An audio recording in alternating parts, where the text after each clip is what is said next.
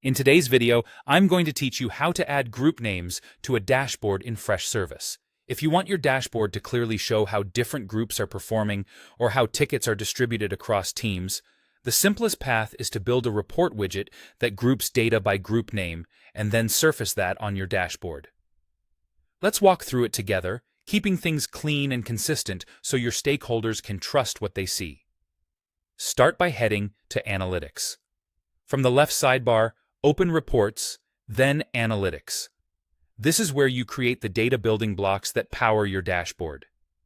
Creating the report first gives you a reusable widget you can embed or mirror later, and it helps standardize the definitions for everyone who views it.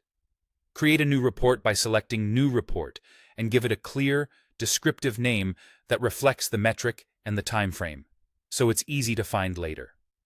Think of this report as a container that will hold the group-based widget you're about to build. Next, add a widget by clicking Add Widget. The widget is where the grouping magic happens. Choose the metric that best answers your question.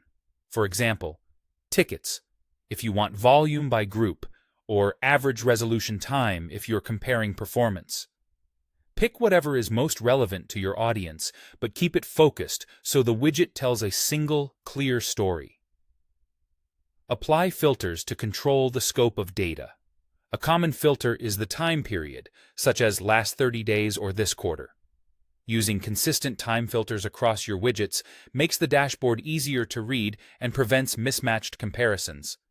If your use case requires it, you can also filter by ticket status or type, but stay aligned with what your team expects to see. Now, set the grouping. In the group. By setting, select Group Name. This will segment the chosen metric by each group so you can compare results side by side.